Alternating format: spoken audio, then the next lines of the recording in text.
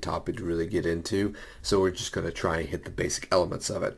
Obviously, with the Russian Revolution, the two ones, you had the one in February and the one in October, you saw the decline of Tsarist Russia, Nicholas II's family, and some of you that may have seen the DreamWorks movie Anastasia have heard of the legend of Anastasia, the famously missing daughter of the Tsar Nicholas's family. However, she was actually found dead. But it's important to understand that after the October Revolution, when the Bolsheviks and Vladimir Lenin took over the Duma and over the Alexander Kerensky's diplomatic government, that this was kind of the start of the war, but not for the reasons you might think. It's what they decide to do after they actually get in power. So the first thing they do is that they sign a treaty with Germany to end World War One, and it's a very unpopular treaty. Now, the reason why Lenin and the Bolsheviks signed this treaty is because it allows the Bolsheviks to have time to consolidate power. And it gives them the opportunity to consolidate power and start implementing reforms for the government. And key to the factor is the fact that it supports the army, which is the Bolsheviks' main support base at this point. At this time period is the Russian army, or what we now know as the Red Army. And so the Treaty of Brest-Litovsk, signed in Brest-Litovsk, Poland, it signed over 1 million square miles of land to Germany, 50 million people, 27% of farmland. They lost Ukraine, where it got most of its food from, 74% of iron and coal deposits, and had to pay 3 million rubles. Again, this was just a gamble by Lenin, that the reason he signed this treaty was because he was gambling the fact that the Germans would still lose the war, and therefore they did not have to obligate the terms of the Treaty of Brest-Litovsk. And obviously at the end of World War One in 1918, well, the armistice in 1918 and the eventual signing of the treaties in 1919, they did not have to obligate these treaties. So what happens is that these opposite forces, which included the liberal parties of Kerensky, the monarchist governments, nobles, and a plethora of other rivals to the Bolsheviks, form of what's called the White Russians. And these White Russians get foreign support, especially after World War One. Namely, they get it from the French and the British, and eventually the United States. It's actually the only time in American history that American soldiers fought Russian Soviet soldiers in war. And these attacks were an attempt to overthrow the Bolsheviks as they tried to seize power over Moscow. And there were several assassination attempts on Lenin's life. And this early kind of experience during the Russian Civil War is going to dictate a lot of what happens in terms of the mindset of how the first kind of coalition of Soviets running the USSR, so Lenin and then eventually Stalin, who all went through these same experiences. And also during this time period, there was mass starvation because Lenin and some of his reforms early on were very hard on the peasantry, the beginning of collectivization. However, Lenin signs a treaty with the peasants much early on of what they call the Peasant Compromise in order that they get food and increase production. And on top of this, you have national minorities seizing this chance to get independence. So places like Belarusia, which is now its own country, Estonia, Latvia, Lithuania, Ukraine, Poland, and Finland. All these four provinces or regions of the Russian Empire now fight for independence.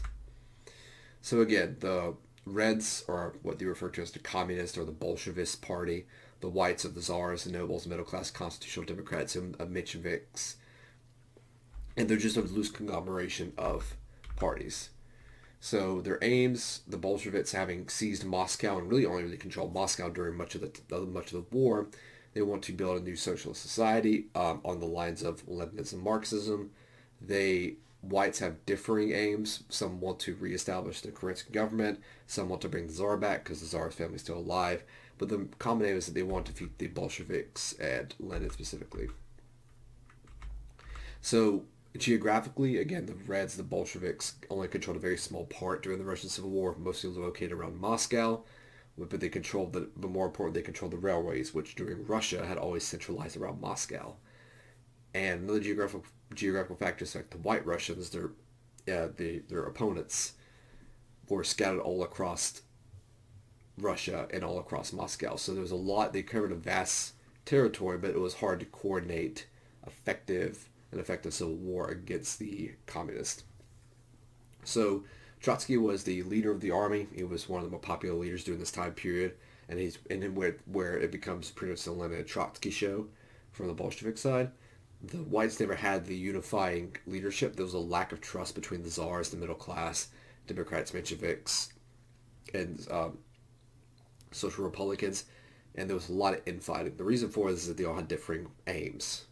So the czars and the nobles didn't trust the constitutional Democrats, Mensheviks, or anybody else because they had already launched a revolution to oust the czars. So they felt like they were going to stab them in the back. And the same thing happened with the middle class conservatives and the Mensheviks, where they felt that they'll turn on them after they win, they will turn on each other and eventually overthrow it. But the communists and the Bolsheviks had a very unified idea. They had a stronger bonds. It was a smaller group, but they had a much stronger central focus on how they were going to fight and eventually win the Russian Civil War. So here is a kind of an overview of what happens during the Civil War. So again, the Americans land on the east coast of Russia and march along the Trans-Siberian Railway. They attack that. You can see the land and area controlled by the Bolsheviks in 1919 around Moscow, even pushing into the Polish region. And there's actually Stalin leads an invasion of Poland during the 1920s, which fails. And they try to land and make a fierce landing assaults and attack Moscow. This is at the height of the war in 1919, 1920, but this is the most activity during the Russian Civil War in terms of the white Russians' favor. But yes, this is the only time in U.S. history that we actually fight Russian and Bolshevik soldiers. So another aspect of this coming out of this is an idea of the war communism, which was that, so this is what Lenin originally started. So during a civil war, they adopt a wartime economy. And so they tried to implement the new ideas to ensure they had food. So they took over all the large factories. Production was planned and organized by the government. If workers strike, they could have been shot because it was seen as stopping the revolution, as stopping the army fighting. And peasants had to hand over food to the government, which would be what would be the start of the mass starvation issues. Food was rationed, meaning, again, wartime. You can get a certain amount of foods, and you can only get a ration card if you worked. Free enterprise became illegal. All production and trade was controlled by the state. Money became worthless because, again, you have this change of government. You have this breakdown of all ideas of currency and trade. So because more barter system, people were paid in food. And because you worked, that's the only way you got food. So what were the consequences of this kind of early on communism? Well, one of the things was the fact that, and one of the issues we'll see later on when we talk about collectivization during the 30s under Stalin, is that food becomes very scarce because all of the food is going out of the peasants and it's going into people who will work, the workers, and it's going to the army. And because that's where it's going towards, if you're just a peasant, you don't have much food if you can't work. And one of the problems is also is the idea of them digging up corpses and eating them, and you also have the issue of cannibalism because when you don't have food and you have mass starvation, especially during a time of war where you can't import food or find other ways of obtaining food, you turn to these other means.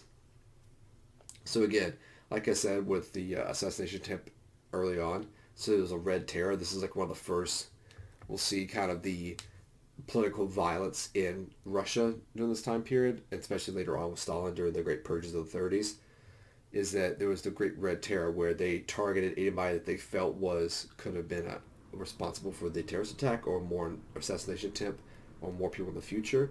And around 750,000 people were murdered by the Cheka, which eventually become the Cheka will become the NKVD, which will become the MGB, and then eventually the KGB. And essentially, it's the party secret police for the most part. It's the party of police. Their job is to search out people who are a threat to the party and people who are potential threats to the party or the revolution at large. And then, obviously, one of the big decisions by Lenin early on during the war was that they sent out the order to execute the Tsar and the family, which long term was probably a correct decision because because early on during the Civil War the Bolsheviks were losing badly, and so they felt that if the Tsar was obtained by the White Russians, it would give the White Russians more international legitimacy and give them a figurehead to put back in power, even if say when the Nicholas doesn't become the absolute monarch that he was before the revolution, he becomes a figurehead in a democratic republic. Lenin, understanding that this is a trying issue, orders the Bolshevik Red Army members who are watching the family to take them down, execute them, and they were buried into a forest until they discovered in 1991. It's one of the peaks, early kind of important decisions of the Russians is to execute the royal family, which was not a decision that they took lightly, but it was a decision that Lenin and the Bolsheviks felt had to be made given the time period, and they shot the Tsar and all the children. So, also one of the things is the Kronstadt Mutiny, which is the mutiny of the army. But the most important thing that comes out of this is the new economic policy. So, again, because of war communism and its issues, again, he makes a compromise with the peasants. So they relaxed food gathering. There was more free market and capitalism brought in, which is called NEP. It was pretty much state-sponsored capitalism for the most part, as Lenin coined it. And so they were sell surplus for profit, pay 10% of tax to the government, and then factories with fewer than 20 workers were returned to private ownership to be run for profit. Private ownership was allowed very strictly. Anyone could set up a shop or business for profit. Vital industries such as coal, steel, railways, shipping found at state hands, but experts were brought in on higher salaries and extra wages were paid for efficiency. So essentially what they do is they pretty much they nationalize all the major industrial and financial sectors, but they allow essentially some small business to grow up out of this. And one of this reason was the fact that it was a way of compromising between Lenin's kind of communist ideals of what we'll call the Soviet Union eventually, and the kind of economic realities of the time period and how the policies were playing out during the Civil War. So again, the NEP is very, very successful. It was peasants and shopkeepers worked for profit, and goods appeared for sale, which means people could now buy food again instead of having given it to them. Money had value again. Set up, and there was this new idea that the NEP man. So these are the idea of the traveling merchant, the artisan. People could actually sell things. The government still kept control of large industries, but the small industries were now starting to flourish. So by 1926, 1927, which is 4 years after the Russian Civil War ended, 2 years after Lenin's death, but also 4 years into the creation of the Soviet Union with the creation of the Soviet Republic of Russia, Belarus, and Ukraine, among others, you now have pre-industrial levels of production, which is a vast turnaround in a very short amount of time, considering they were fighting a civil war 4 years before. So it stabilized the country, brings peace, particularly significant in the countryside where peasant disturbances became a thing of the past. This is kind of like the early glory days of the Soviet Union, where NEPs were working, they're industrialized, their production's running up, there's food surpluses, no one's starving, people are able to buy food, and what happens after this is what's going to be more interesting when we see the issues around Stalin's policies. So in May 1922, Lenin suffered a stroke, which was followed by two further strokes in December of 22 and March of 1923. He was no longer able to play an active role in political life, and then Lenin eventually died on the 21st of January 1924. And with the death of Lenin in 24, you had the first kind of succession issues of how does the party kind of carry on, because Lenin was such a centralized figure, and obviously the two big rivals would be Stalin and Trotsky, though there were others, and we'll talk about those in the future. But right now it's important to understand that Lenin's death is pretty much where you have the creation of the Soviet Union. He creates the Soviet Union in 22 after he has a stroke, because he kind of realizes that they can't keep fighting this war, so he needs to create some form of government. And so he eventually creates the Soviet Union, and from there you have the birth of finally the USSR, which has not been recognized internationally yet, but that will happen much later on.